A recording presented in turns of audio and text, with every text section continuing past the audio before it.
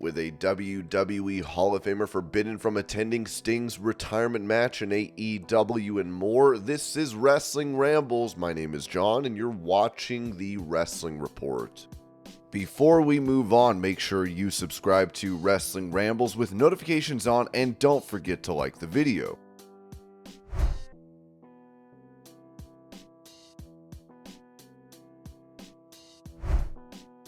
Announcing a match for Nic Nemeth at a Bloodsport event, Josh Barnett wrote on X, a decorated collegiate wrestler, now free from his restraints, has sought a ring to finally show his true strength, of which has been found. But what is ring without an opponent? What can be truly achieved if there is not a challenge to overcome? This Bloodsport vet seeks to not only meet this demand, but to, in fact, make this wrestler's dream a nightmare. Nic Nemeth takes on Speedball Mike Bailey at Josh Barnett's Bloodsport X.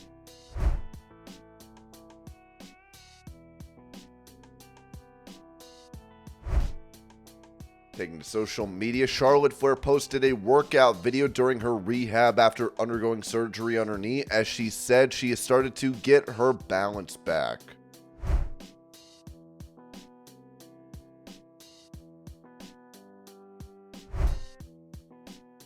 Recalling a heated exchange he had with Bobby Lashley back in the day, Booker T said this on his Hall of Fame podcast. You know, because when I first met Bobby Lashley and I saw the specimen in front of me, I was like, God, man, this guy's a Greek god, man. And he'd had a match and he went out there and the guy just beat him up and he was all over, just flopping all over the place. And I went to Bobby and I said, no, Bobby, you can't do this. We can't do this. And Bobby, you know, he said something mean that wasn't to my liking, and I was like, man, I don't know if I ever want to talk to this guy again. And I didn't talk to Bobby for months. And then finally one day Bobby came to me and I stressed to him, you know, you've got to take the bull by the horns. You can't let the bull ride you.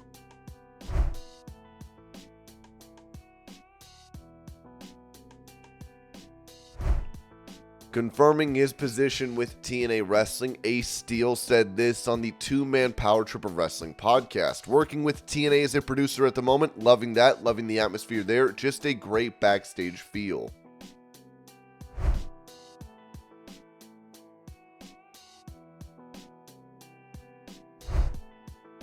Speaking about Sammy Guevara injuring Jeff Hardy, former WCW president Eric Bischoff said on his 83 Weeks podcast, very concerned for Jeff. He took that knee right to the side of the face. I don't know where it actually hit him, but it looked to me like it planted right on his cheekbone, his temple. That's a lot of power coming down off. That's a lot of weight coming down off that top turnbuckle, and there's nowhere for Jeff's head to go. So fearful, clearly, I didn't really ask myself why. But I think your observation's probably mostly correct. Part of it is too because of the nature of what AEW finds appealing is so much of the high risk, justified this is awesome chants, which usually are a result of something really, really high risk and stupid. That's what they're going for. I think the talent probably feels like they've got to go to an extreme to get over, particularly because you're wrestling in front of 2,000 people on a television show. The audience isn't into your at all from the opening match on. It's like wrestling in front of a high school cafeteria crowd. That makes it harder for talent, and they push even further and they do things that are even riskier to try to overcome that issue.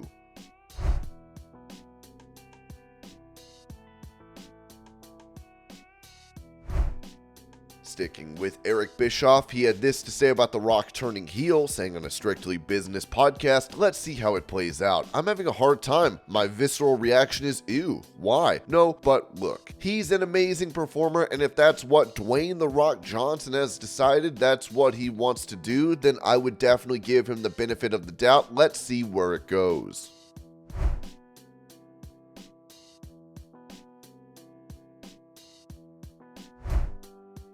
Talking to Sports Illustrated about having his contract extended with TNA, Josh Alexander said, with the rebranding and the return of those iconic letters, TNA, those letters that inspired me to get into the ring in the first place and chase this wild dream of being a wrestler, I've dreamt of that moment. Being there at Hard to Kill, hearing those letters. I got a lot of work to do this year. I have to find some success because I think more so than myself, the 15-year-old kid who was sitting on the couch, never dreamt this was possible, wouldn't couldn't believe that I could be TNA World Champion or TNA X Division Champion, things that are still on my bucket list, but I know my son wants me to bring home some gold. Fightful Select added, Alexander's TNA deal would have been up on February 14th, which if the option year was not exercised, he would have been a free agent. As the deal was 2 years with a company option year, TNA picked that up. Alexander's current deal expires on February 14th, 2025, at which point he'll be a free agent unless another extension is reached.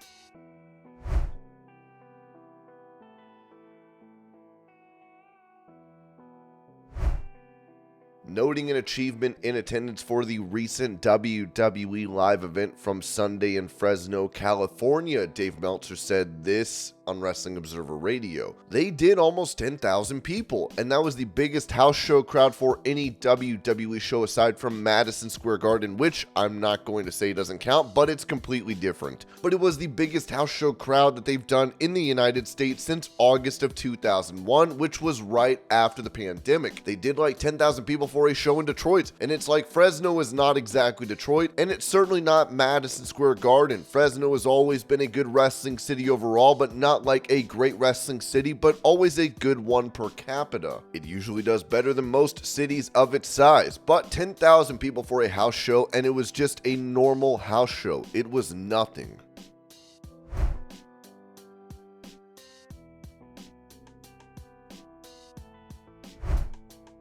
Asked about Imperium adding a new member to the faction, Gunther said this to the Battleground podcast. There's no plans for that, no. It's not a group where it's like we got to fill those spots. Who do we take? It's either naturally or that it comes together or it doesn't come together. I know both of them for a long time now, and especially Kaiser have been, I think we know each other since like 2009 or 2010 and have traveled everywhere together in Germany, and now we're doing it again up here. There's a connection behind it, and that's why we're doing it. I don't think I could not be in a situation like that with somebody that I have no real connection with on a personal level as well, so there's not really any plan to that.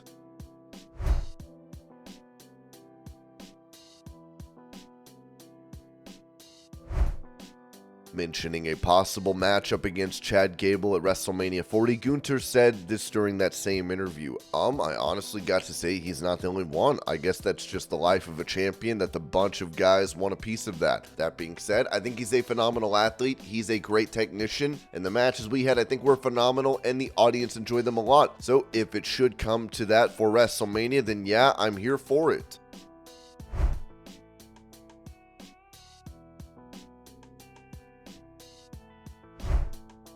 While WWE previously had plans to have Jade Cargill involved in the Women's Elimination Chamber, that is no longer the case, as Dave Meltzer said on Wrestling Observer Radio. Obviously, we saw something change in the women's match, the Women's Battle Royal, and it probably did since Friday. If you saw the scene on Friday where they had everyone there that was for the Women's Chamber, they had Cargill in the room, basically foreshadowing. The plan was Cargill, and they took her out for probably all the reasons that I said that they should, because it actually, if you really looked at it, it made no sense to put her in that chamber match. None at all. So they didn't. They put Raquel Rodriguez in instead.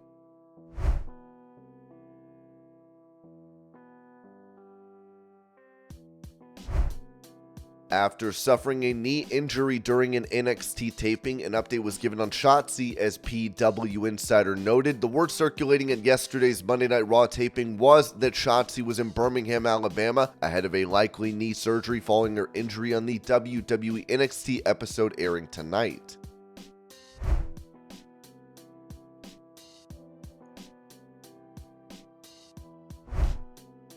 Touching on missing time from WWE due to injury, CM Punk said this to WWE Chronicle. Just certain looks from certain people I get, and then I start crying again. And Cody's one of them. He's a great dude. This locker room is everything the business is supposed to be. It's everything the business was sold to me as being, and it's remarkable, and that's why I'm so sad. I'm not sad I hurt my arm. I'm sad I'm temporarily out of this amazing situation.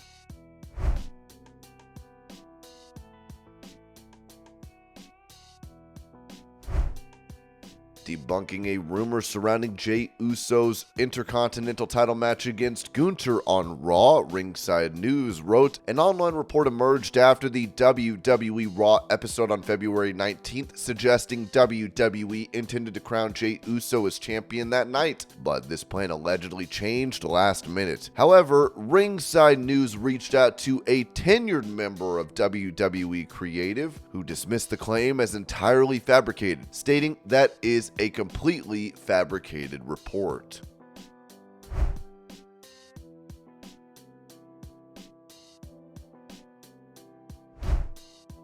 Revealing that he is not allowed to attend Sting's retirement match at AEW Revolution, Kevin Nash noted on his Click This podcast, he asked me to be a part of it. I just said that, with my positioning with WWE, I couldn't even be. If I went in the crowd, it would be, I asked WWE, when you ask and there's that 3-second pause, it's like when you be on the road and you're like, hey babe, we're at Fort Wayne. I'm gonna go to Stewie's strip joint. You got a problem with that? Nothing.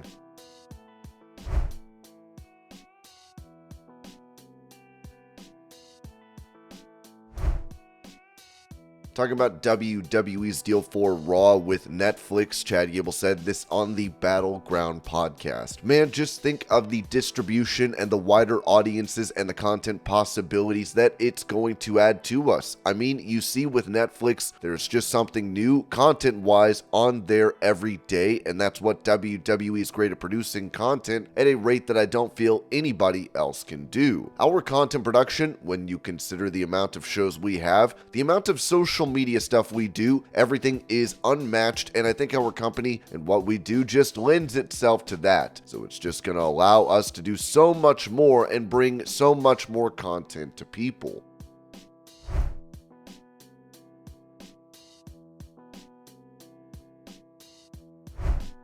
Giving his view on modern-day pro wrestlers, The Undertaker noted on his 6 Feet Under podcast, these guys are so athletic, off-the-chart athleticism. They go out there and they give 110% every time on TV and everything like that. I just wish if they can get a little bit more aspect of the storytelling, they'll realize that they won't have to take as many chances with their body. Maybe they don't want it because they have seen me walk backstage, and maybe they don't want 30 years, but I think the careers, if they don't learn storytelling aspects a little bit better, they're going to continue to rely on the athleticism, and then more injuries come. I've had enough injuries. It just sucks so bad.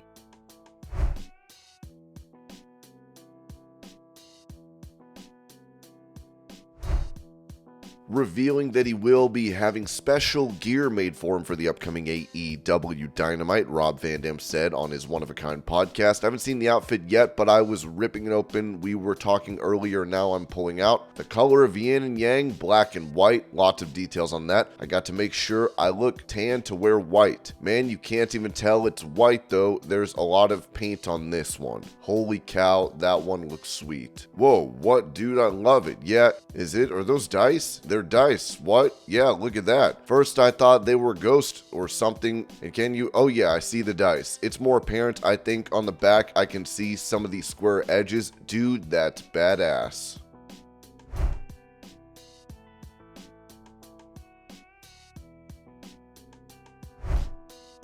Mentioning a couple UFC stars that could make the jump to WWE, Stone Cold Steve Austin told Mark Raimondi of ESPN, if I'm going right now, I'm going to Sean Strickland, and I like Sean Strickland. Boy, he stays economic right now in the octagon, but what a promo. And so then I go Colby Covington, all the trash talk, all the athletic ability, guy never runs out of gas. He's always in shape and talks of a mean streak, and it could back it up. He's very exciting. He has that X factor that you always look for. He's double tough.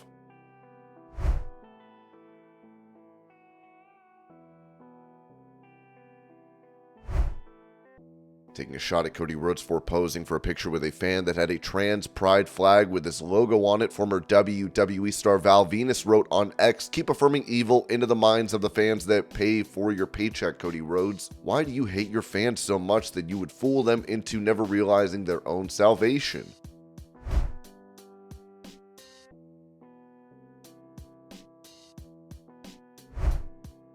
Speaking about potentially joining the WWE creative team following a retirement from in-ring action, Natalya said this on Busted Open Radio. "I will tell you, our writing team has an extremely challenging job. My husband TJ always says this. He always says, nobody understands how challenging it is to book the show. TJ is a producer and works closely with the writers and behind the scenes. He always says, you never know when someone is injured or gets COVID or somebody is working through a situation. I think the writers have such a challenging job because there's so many people that you're trying to please. I'll be honest, at times there is a lot of massaging of egos because everybody wants to be the best. Everybody wants to win, protect their equity, be on top. Everybody wants to main event WrestleMania and be the one. Sometimes you need a bride and sometimes you need a bridesmaid. The writers have an extremely challenging job. Never say never. For me, I have a lot of really fun things coming up that do involve writing, creating, and me celebrating my career and everything I've accomplished. Never say never as far as doing more in WWE, but I'm so excited about growing. 2024 is a year about growth.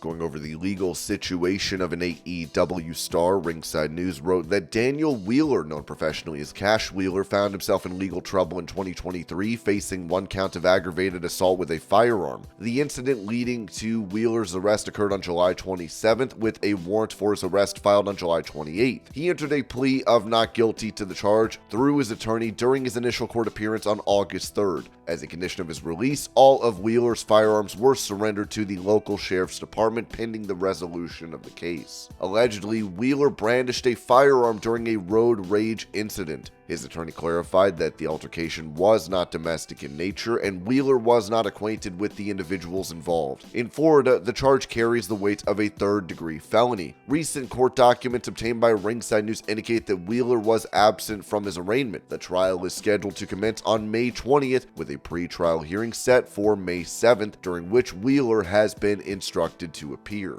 During the initial arraignment, the prosecution described the July 2023 incident leading to Wheeler's arrest as a road rage incident where Wheeler allegedly brandished a gun at the other party. Wheeler's attorney stated during the arraignment that Wheeler did not know the other party, with the word victims used in plural during the proceedings. There had been no significant developments in the case since the initial arraignment until a decision was made on February 1st to proceed with the charges. A conviction for aggravated assault with a firearm under Florida law could result in up to 5 years imprisonment, 5 years probation, and a $5,000 fine. An incident report dated August 27, 2023, released by Orange County in Florida, detailed the events leading to Wheeler's arrest. According to the report by Corporal Mitchell Bohe, Daniel Mata, the victim, alleged that Wheeler pointed a handgun at him from a Jeep Gladiator while driving on Interstate 4. Mata feared for his life and reported the incident to the authorities, leading to Wheeler's identification through a photo lineup.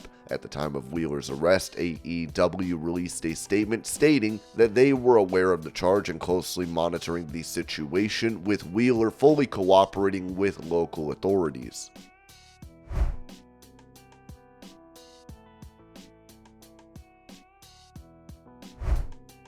Providing an update on his health, AEW commentator Jim Ross posted this on X. First full day on Jack's Beach and out of the rehab facility, using a cane for now, improving daily, broken hip responding well, excited for my future with AEW.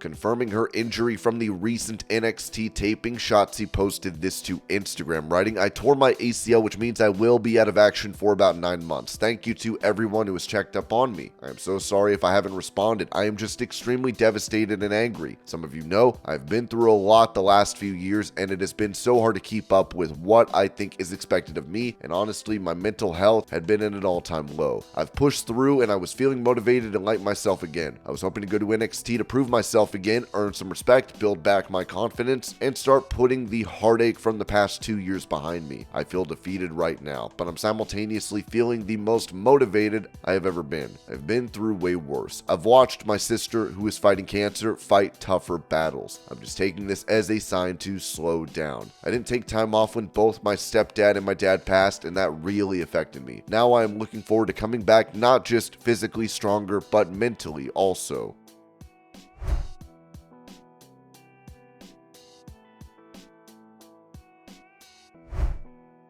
Asked if he had seen any awful behavior from Vince McMahon in light of the accusations leveled against him, former WWE star Paul Roma told News Nation it was pretty regular. You heard it on a regular basis for the most part. Then you wouldn't hear it for a while. Then it would come full circle. But it wasn't so much Vince as it was the people that he had surrounding him. You talk about an industry where you have young, good-looking, well-built men in the ring, half naked, three-quarters naked actually, it left the door open. He had a lot of people around him, vice presidents and bookers that were very much into that. They put you in a really bad situation, especially once you start making some money and you kind of get comfortable with that, and then you find out that your job's on the line. Either do it or get fired. I witnessed quite a few that walked away. They were asked to do things, sexual things with other men that they did not want to do. My former partner being one of them. One of my former partners, when I was part of the Young Stallions, he was propositioned.